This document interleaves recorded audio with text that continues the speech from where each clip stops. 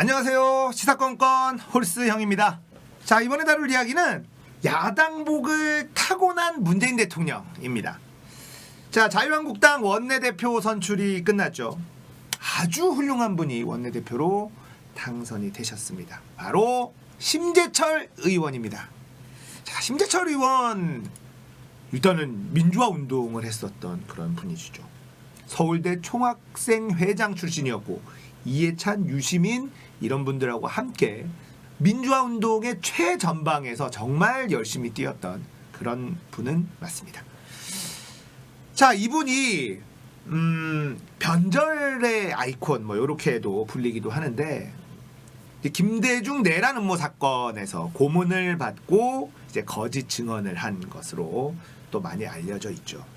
그런데 또 이거 가지고는 그 고문을 참지 못하고 거짓 증언을 한 사람들이 워낙 많기 때문에 이것만 가지고 심재철을 변절자다 얘기하는 것은 좀 심하다 이렇게 주장하는 사람들도 많이 있습니다. 그리고 그 고문을 당한 사람들 중에 굉장히 혹독한 고문을 받았다 이렇게 알려져 있기도 합니다. 뭐 진실이 뭔지 정확하게는 알 수 없습니다만 뭐 그렇게 알려져 있기도 해요.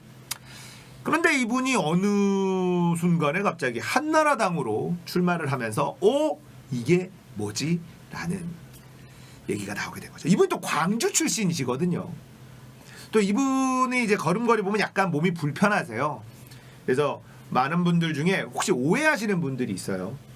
그 민주화 운동을 하다가 고문으로 예전 김근태 의장처럼 고문의 후유증으로 그 김대중 대통령처럼 고문의 후유증으로 다리를 좀 저는 것인가라고 오해하시는 분들이 있는데 그건 아니고 교통사고 후유증으로 다리가 조금 불편하십니다. 민주화 운동 고문의 후유증은 아니다. 요거는 좀 알고 계셔야 될 것 같아서 말씀을 드리고요. 이분에 대한 이야기를 좀 간단하게 좀 나눠볼까요?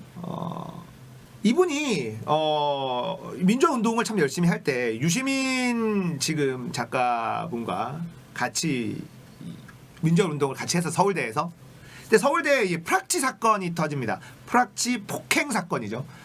서울대에 프락치가 있다. 그래서 이 프락치에게 자백을 받아내기 위해서 폭력을 행사한 사건이 발생을 해요. 자, 그걸로 유시민이라는 사람은 폭행 가담자로 감옥에 갑니다. 그리고는 폭행을 한 적이 없다 이렇게 나오기는 결론이 나기는 했습니다만 노무현 정부 당시에 유시민 장관을 임명을 하려고 할 때 보건복지부 장관으로 유시민을 임명하려고 할 때 이 청문회에서 그 당시에 프락치였던 폭행을 당했었던 사람을 증인으로 채택하려고 해요. 근데 이게 무산이 되고 이분이 기자회견을 합니다. 한나라당에서는 이런 얘기가 듣고 싶은 거겠죠. 유시민한테 맞은 적이 있잖아. 너 유시민한테 맞은 적이 있잖아. 폭행을 가담했었던 사람이 장관이 되면 안 된다. 뭐 이런 얘기를 하고 싶었을 텐데 이분이 이렇게 얘기를 합니다. 기자회견에서. 유시민은 날 때린 적이 없다. 심재철이 때렸다. 이렇게 얘기를 하자 놀란 한나라당은 후다닥닥 기자회견을 마무리를 지어버려요. 정말 코미디 같은 일이 펼쳐졌었던 기억이 나네요. 그러니까 이 심재철이라는 분은 그 당시만 해도 굉장히 정의감에 불타오르던 분이었던 것 같습니다.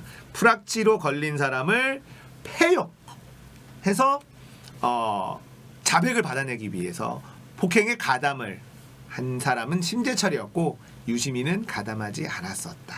요런 증언이 나와버리고 말죠.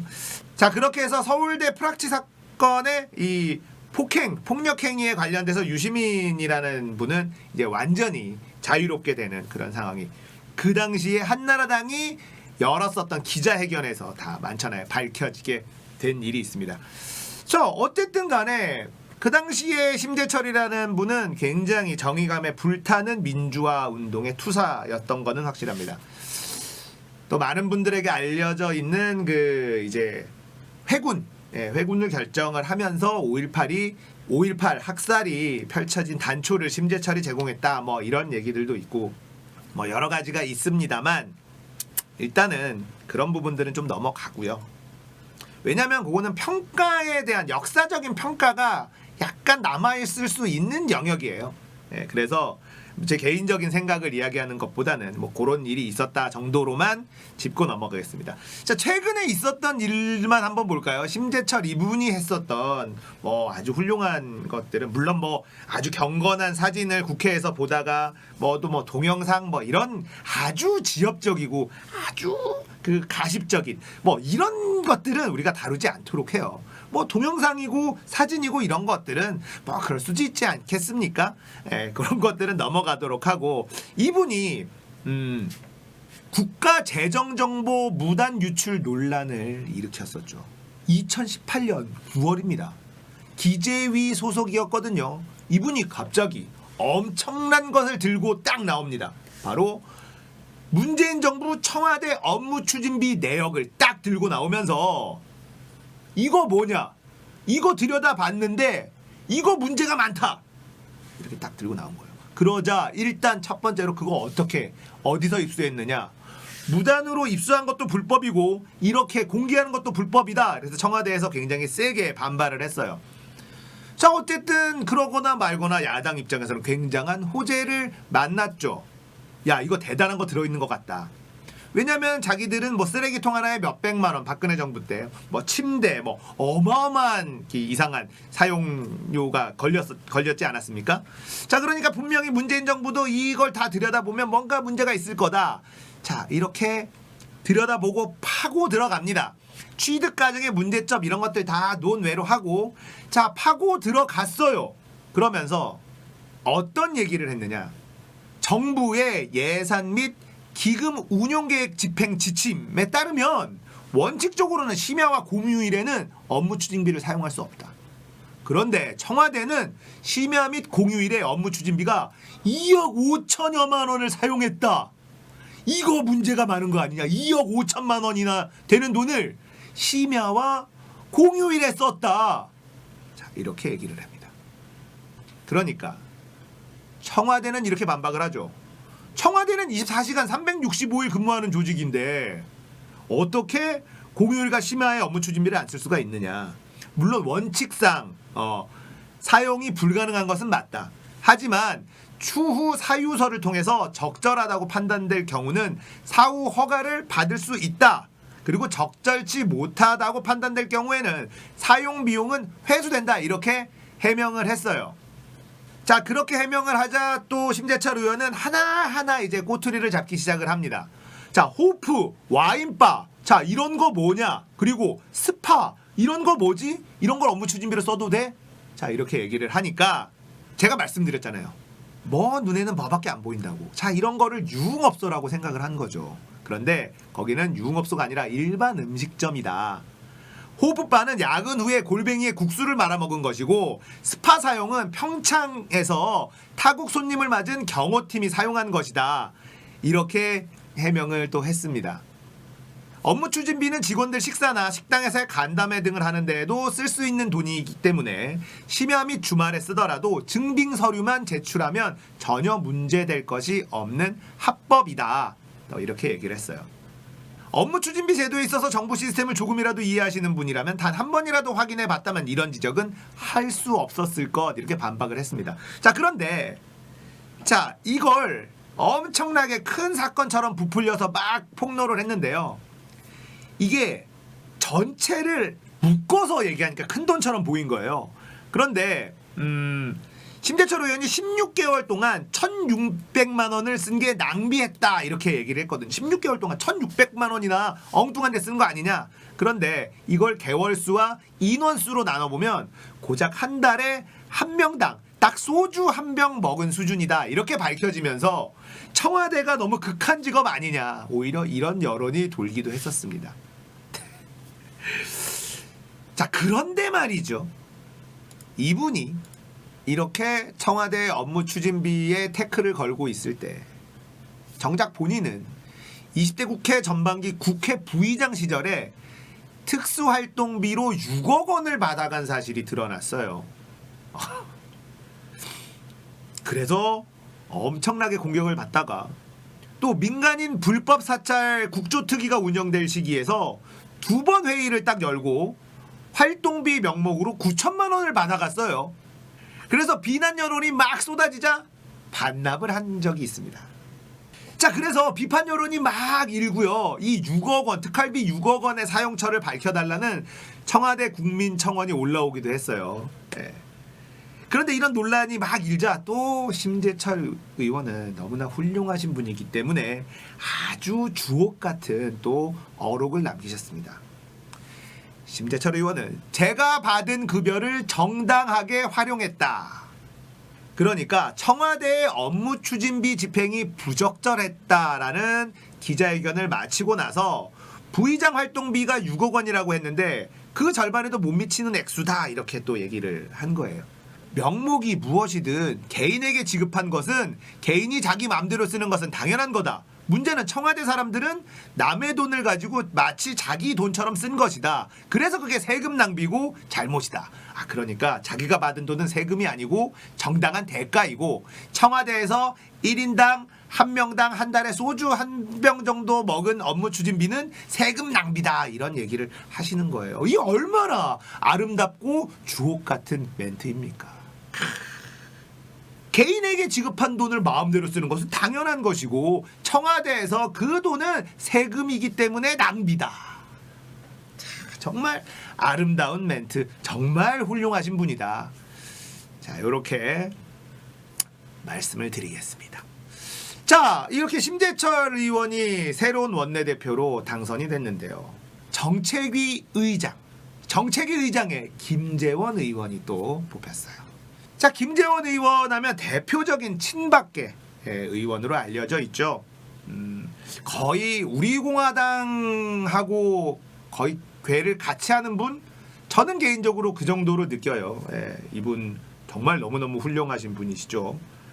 예전에 그 이정현 의원 기억나시나요? 이정현 의원하고 또 최경환 그런 분들하고 활약했었던 분이 김재원 의원입니다. 김재원 의원은 어떻게 해서든지 그 급까지 좀 올라가고 싶어 했는데 거기까지는 올라가지 못했는데 이분의 어떤 이 능력이 참 정말 대단했었던 그런 기억이 납니다. 친박 중에 친박이시고요.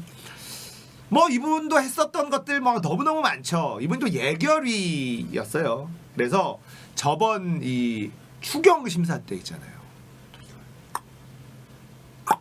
한 잔 또 하셔가지고 심사해야 되는데 얼굴이 벌겋게 그렇게 나타났다가 구설에 좀 오른 경우가 있습니다. 근데 뭐 그거야 뭐 이거 한 잔이 할 수 있는 거지 뭘 그런 거 가지고 기자들이 말이야. 나란 일 좀 큰일 하다 보면 낮에 좀 낮술 한 잔 할 수 있는 거 가지고 그렇게 몰아세우고 그러시나 기자분들 정말 너무한 것 같아요. 이래서 언론 개혁이 필요하다고 제가 늘 말씀드리는 겁니다. 그거 가지고 그렇게 꼬투리를 잡나? 참나. 그런데 이분은 그런 음주 뭐 낮술 한 잔 할 수 있어요. 자, 그런데 이분이 또 했었던 아주 멋진 일이 있습니다. 자, 추경 예산을 심사할 때 야당이 해야 될 일은 뭘까요? 정부가 제대로 예산을 올렸는지 추경 예산을 올렸는지 이거 제대로 쓰일 때가 맞는지 잘못 쓰이는 건 없는지 들여다보고 예산을 좀 깎죠. 이거 세금 낭비니까 여기는 빼고 여기는 들어가야 되니까 여기는 승인하고 금액을 좀 낮추고 뭐 이런 식으로 추경 심사를 합니다. 자, 그래서 김재원 의원은 추경 무조건 삭감한다 막 이렇게 주장을 하고 있었어요. 그리고 추경도 엄청 늦게 됐죠. 그 당시에 강원도 산불 막 이런 것 때문에 추경이 최대한 빨리 좀 통과가 돼야 그쪽으로 실제 피해자들한테 좀 지원금이 좀 가고 이렇게 될 수 있는데 그때도 추경을 너무 늦게 해가지고 그 피해자들이 발말 동동 구르고 있었던 그런 상황이었거든요. 추경 심사를 굉장히 늦게 해줬습니다. 그런데 막판에 이분이 자유한국당 의원들한테 공문을 돌려요. 너희들 지역 현안 예산을 빨리 나에게 올려라. 정말 이 아름다운 이 정의 나라, 이 자기 식구를 꼼꼼하게 챙기는 이 아름다운 모습 정말 대단하지 않습니까? 정부의 예산은 깎지만 우리 편의 예산은 실어주는 정말 자유한국당스러운 어떤 그런 마인드를 가지고 계신 너무나 훌륭하신 분이다. 이렇게 말씀드릴 수가 있습니다. 근데 이거를 또 공문으로 돌려서 걸려요. 이걸 보통은 공문으로 안 돌리고 일일이 뭐 친문을 통해서 하거나 이렇게 몰래 하는 게 정상적인데 이분은 대범하시기까지 하셔. 네, 그런 것들 그냥 남들의 눈치 뭐가 중요해. 내가 예결위 위원장인데 하겠다는데 딱 공문 돌리고 정부 예산 삭감. 근데 우리 편 지역구 예산 올려 추경. 저 예산 지금 지역 현안 이거 돈 필요하네. 여기 추가.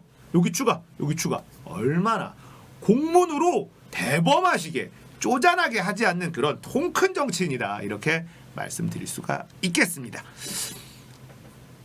정말 이 새 원내대표와 정책위 의장 너무나 훌륭한 분들이 당선이 되셔서 황교안 체제가 공고해졌다 이렇게 언론에서 해석을 하고 있는데 정말 너무너무 부럽습니다. 이 자유한국당의 앞으로의 행보가 진짜 기대가 돼요.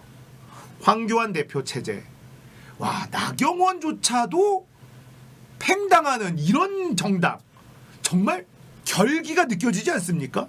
우리는 나경원 원내대표 시절에도 엄청나게 막 비판을 하고 그랬는데 자, 그런 나경원 대표조차도 우리는 같이 갈 수가 없네.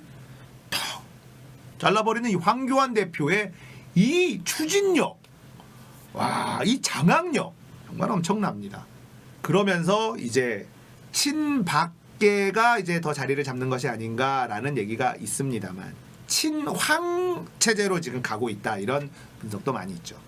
황교안이라는 분이 성이 황이어가지고 친황 이러면 뭔가 굉장히 스케일이 커 보이죠. 예. 문재인 대통령의 이 타고난 야당복이 언제까지일지 참 흥미롭습니다. 자, 대한민국의 제1야당 자유한국당의 새 지도부가 선출이 됐습니다. 원내대표에는 심재철 의원, 정책위 의장에는 김재원 의원. 자, 이렇게 선출이 됐어요. 앞으로 황교안 체제의 자유한국당이 어떻게 정치를 해 나갈지 지켜보도록 하겠습니다. 정말 기대가 돼요. 다음 총선 정말 위력을 발휘해 주시길 바라겠습니다. 민주당 입장에서는 정말 너무 무서운 적들을 만나지 않았나 이런 생각을 해봐요. 자, 이제 이 패스트트랙 그리고 예산안, 내년도 예산안과 이 민생 법안, 한 190여 개의 민생 법안, 자 이렇게 있는 것들을 어떤 식으로 또 협상을 해 나갈지 제가 개인적으로 예상을 해보면 일단은 심재철 의원이 뭔가 좀 둥글둥글하고 협상을 잘하고 이런 스타일은 아니에요. 아까도 제가 이 재정정보 무단 유출했을 때 이분이 주장했었던 것들을 좀 말씀드렸잖아요. 이분이 논리적으로 그렇게 좀 촘촘한 분은 아닙니다. 예, 이분님 계속 뭔가를 터트리고 싶은데 그거를 터트릴 때마다 청와대의 이 짜릿짠 어떤 이 업무 추진비 내용만 드러나게 돼서 이게 도대체 아군이냐 적군이냐 뭐 이런 얘기가 나올 정도였단 말이에요. 그런 걸로 봐서는 이게 굉장히 용의주도하고 꼼꼼한 이런 분은 좀 아닌 것 같은데 이분이 이제 협상을 이제 주도를 해 나가야 되거든요. 원내대표이기 때문에. 그러면 줄 건 주고 받을 건 받아야 되는데 그럴 수 있을까? 저는 심재철 의원이 원내대표에 선출이 됐다라는 얘기를 듣고 이거는 4+1 야당 4와 민주당 이 4+1로 그냥 자유한국당을 놔두고 그냥 가겠구나.